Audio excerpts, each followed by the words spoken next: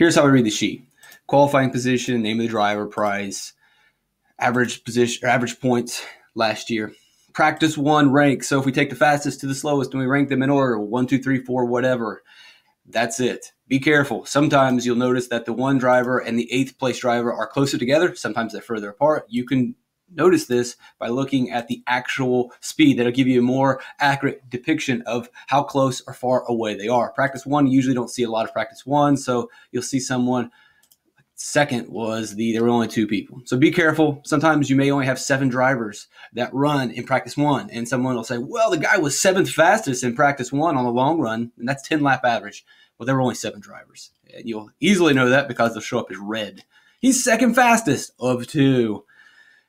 PA1, this is your practice advance. This takes the data from the lap by lap data. And what I do here is this is an average speed. If we take all of their laps and find an average, but I take all of their laps and we only take the laps over a certain speed. So for example, this week, all the laps over 155 miles per hour, we'll average those out, and that will give us this number. That way we don't get the up to speed laps and we'll throw out the laps where they're slowing down. We just average out the true laps. And this will give us really close idea of how close cars are.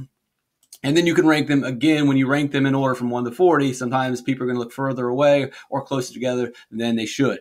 Again, practice 2 short run, practice 2 long run. That's 10 lap average. There's the actual speed. Practice advance for practice 2, lap by lap data. That's our average. There's our rank. Got it? Cool. Atlanta, 18 through 13. This is your last 6 races based on finishing position. DFS, 18 through 15. This is your last 4 races at Atlanta DFS rank. So you'll see that Martin Truex Jr. scored the 2nd most fantasy points last year at Atlanta. That's easy to do when you're starting dead last. This is last year's finishing position results. Eric Almirola finished 11th at Daytona. I thought he almost won that race. He almost won that race. Atlanta, he finished 13th. Las Vegas, he finished 10th. That's a finishing position. As we switch into the new year, at some point, this data will transfer over, and I'll change it to 2019 current form results. Right now, we don't have any 2019 data, so I'm leaving the 2018 data in there. Super page 2 is basically average running position.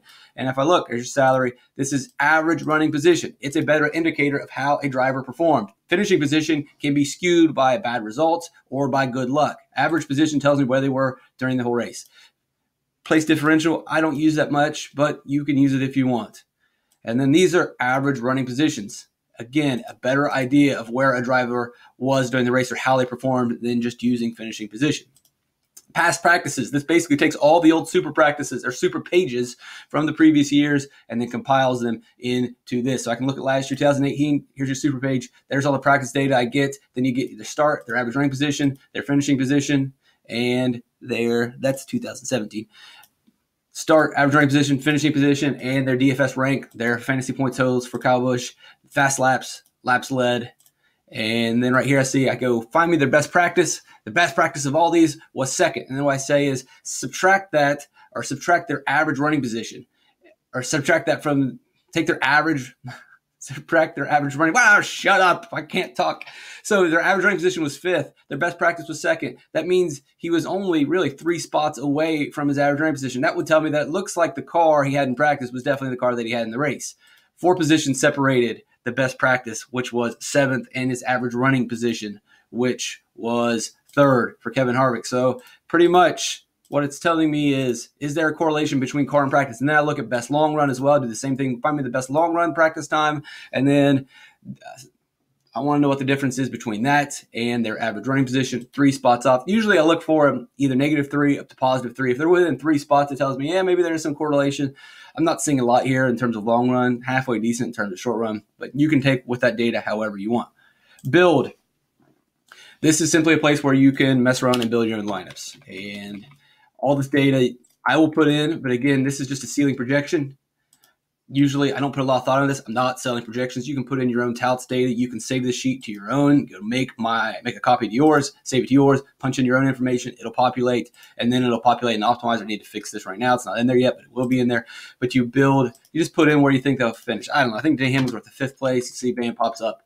And that's how you get those data points. And then you take Denny Hamlin, and I'm going to start building some lineups over here. It'll give my price, tell me how much average I have left per driver. It'll give me the fantasy points that it projects, even though I think that number is, no, it's right, 38. And it'll give me a total. I got $4,000 left. And just this is a simple way to help you build lineups. Also give you ownership. He's in 1,000% of my lineups because I only got one lineup right now. So that's something to mess around with on your own. I'm not going to probably build, I'm not going to build lineups. Optimizer, how does the optimizer work? Well, you can watch this video to learn how to build it, or you can just go to Open Solver. If you've already added it, open in the sidebar, go down, and then just click Solve Model. Boom, it's going to run it for you. Things that you can do. If I want to lock a player in, I put a lock. If I want to take a player out, don't include them, just put in a 0, a 1 or a 0. That simple. 1 to lock, 0 to exclude, run it, and you'll get some data points. There's your lap by lap practice data. These are up to speed or down to speed laps when they're coming into park. So throws them out, ignores them. They're going to show up in the data feed. Sometimes you get X's just because there are errors with the way that the data is released. Nothing I can do about that. But for the most part, you're going to get almost every single lap. And usually when they happen, you can kind of figure out, well, Kyle Busch was 178, he's 176. It's probably somewhere in between, follows the general trend. Hog points tells me who had the most hog points in each of these races. This lets me know, well, 84, 102.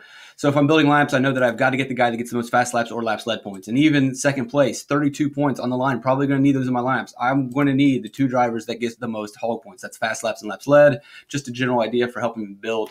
Sometimes at short tracks, you'll see up to 4 or 5 of these guys that you're going to have to willing to consider. 1, 2, 3, 4. This is basically the last 7 races in descending order. 18 finish, you can figure that out. You can figure that out. You can figure all these out right here. Track history, track type history, you should know. Quick track points, pretty simple. Just tells me how many points. Just a quick look up there. 2018. You can look at the practice data if you want. I'm not going to really clean this sheet up because I don't ever use it, but it's just a raw import of what the practice sheet looks like. You get your descending speeds, you get your ranks, the number of laps, where they ran their best lap. If you really want to dive into it, I don't really care. Practice 1, long run. So Denny Hamlin, fast on the long run. There's his average speed on 10 lap average. Cool. If you want to mess around with that, whatever. Price, qualifying. That's it. That's pretty much the sheet. I might add more. I've taken some stuff out. I know people are like, hey, they used to have more stuff in this sheet. Well, I took some of the stuff out because I didn't think that it was useful, and it slows the sheet down, and it may just be noise that slows your process down. Trying to only keep the things that are important. Will I add more stuff as we go? Yes. When I find stuff that's relevant, we'll add stuff in. We absolutely will. But right now, I think we're pretty good with what we got. You got all the data that you need. You've got a sheet that helps you build. You've got the lap by lap. You've got an optimizer. It's all pretty much there. I hope that helped you understand the sheet. And I think that's basically the same information and data that's on the other sheets.